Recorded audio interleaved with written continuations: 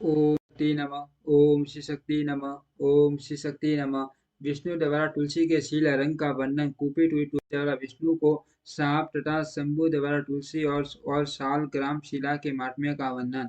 फिर व्याजी के पूछने पर सनत कुमार जी ने कहा, महर्षि, रणभूमि में आकाशवाणी को सुनकर जब देवेश्वर शंभु ने श्री हरि को प्रेरित किया, तब वे तुरंत ही अपनी माया का वेश धारण करके शंखचूड़ के पास जा पहुंचे और उन्होंने उससे प्रमोट कृष्ट कवच मांग लिया। फिर शंखचूड़ का रूप बनाकर वे तुलसी के घर की ओर चले। वहां पहुंचकर उन्होंने तुलसी के महल के द्वार के निकट नगाड़ा बजाया और जय जयकार से सुनकर तुलसी को अपने अपने अपने आगमन की सूचना दी।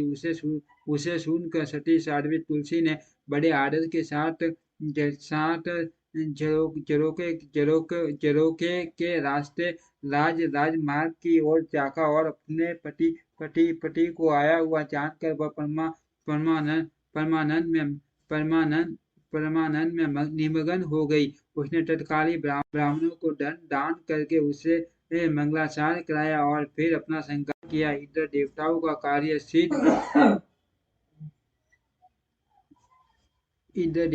कार्य सिद्ध करने के लिए माया से शंखचूड़ का स्वरूप धारण करने वाले भगवान विष्णु रथ से उतरकर देवी तुलसी के भवन में गए। तुलसी ने प्रतिरूप से आए हुए भगवान का पूजन किया, बहुत उससे बातें की, तदंतर उनके साथ रमन किया। तब उसे साध्वी ने सुख सामर्थ्य और आकर्षण से व्यतिक्रम देखकर सब पर विचार किया और संदेह उत्पन्न होने पर वह तू कौन है, यो डांटती हुई बोली। तुलसी ने कहा, दुष्ट, मुझे शीघ्र बट, बतला कि माया द्वारा मेरा उपभोग करने वाला तू कौन है। तूने मेरा सतीत्व नष्ट कर दिया है, अतः मैं अभी तुझे साप देती हूँ। सनत कुमार जी कहते हैं, ब्राह्मण तुलसी का वचन सुनकर श्री हरि ने लीलापूर्वक अपनी परम मनोहर मूर्ति धारण कर ली। तब उस रूप को देखकर तुलसी ने लक्षणों से पहचान लिया कि ये साक्षात विष्णु है, परंतु उसका पातिव्रत्य नष्ट हो गया, वो नष्ट हो चुका था। इसीलिए वह कुपित होकर विष्णु से कहने लगी। तुलसी ने कहा, हे विष्णु, तुम्हारा मन पत्थर के सदृश कठोर है। तुम में दया का लेश मात्र भी नहीं है। मेरे पति धर्म के भंग हो जाने से निश्चय ही मेरे स्वामी मारे गए, क्योंकि तुम पाषाण सदृश कठोर, दया रहित और दुष्ट हो। इसलिए अब तुम मेरे साप से पाषाण स्वरूप ही हो जाओ। सनत कुमार जी कहते हैं, मुने यो कहकर शंख छूट की वह छठी साध्वी पत्नी तुलसी फूट फूट कर रोने लगी और शोकार्त होकर बहुत तरह से विलाप करने लगी। इतने में वहां भक्त वत्सल भगवान शंकर प्रकट हो गए और उन्होंने समझा कर कहा, देवी, अब तुम दुख को दूर करने वाली मेरी बात सुनो और श्री हरि भी स्वस्थ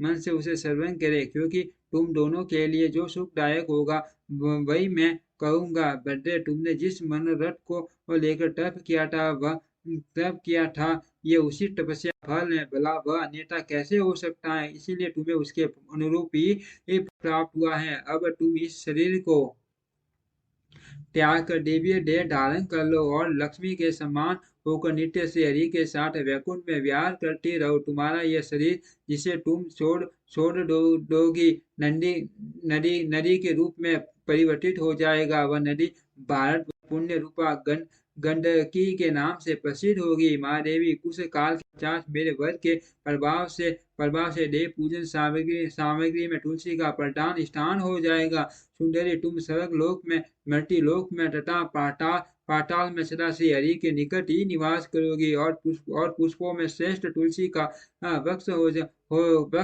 तुलसी का वृक्ष हो जाओगी। तुम बैकुंठ में दिव्य रूप धारिणी वक्षाधिष्ठात्री देवी बनकर सदा एकांत में श्री हरि के साथ क्रीड़ा करोगी। उधर भारतवर्ष में जो नदियों की अधिशास्त्री देवी होगी, वह परम पुण्य प्रदान करने वाली होगी और श्री हरि के अंशभूत लवन सागर की पत्नी बनेगी। श्री हरि भी तुम्हारे साप वश पट्टर का रूप धारण करके भारत में गांड की नदी के जल के निकट निवास करेंगे। वहाँ तीखी दाढ़ों वाले करोड़ों भयंकर कीड़े उस पत्थर को काट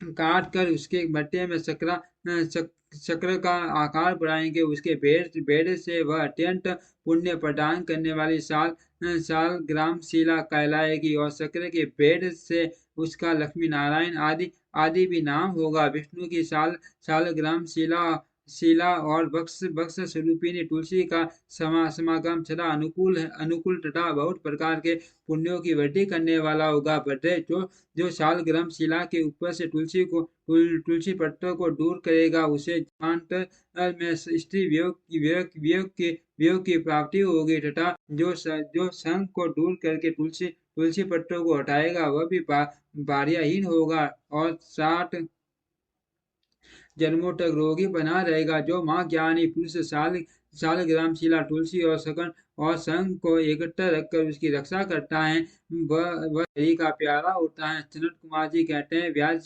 व्यास जी इस प्रकार कहकर शंकर जी ने उस समय सालग्राम शिला और तुलसी के परम पुण्यदायक महात्म्य का वर्णन किया। तत्पश्चात वैसे हरि को तथा तुलसी को आनंदित करके अंतर ध्यान हो गए। इस प्रकार सदा सत्य पुरुषों का कल्याण करने वाले शंभु अपने स्थान को चले गए। इधर शंभु का कथन सुनकर तुलसी बड़ी प्रसन्नता हुई। उसने अपने उस शरीर का परित्याग करके दिव्य रूप धारण कर तब कमलापति विष्णु उसे साथ लेकर वैकुंठ को चले गए। उसके छोड़े हुए शरीर से गंड की नदी प्रकट हो गई और भगवान अच्युत भी उसके तट पर मनुष्य को पुण्य दान प्रदान करने वाली शिला के रूप में परिणत हो गए। उन्हें उसमें कोई कीड़े अनेक प्रकार के छिद्र बनाते रहते हैं।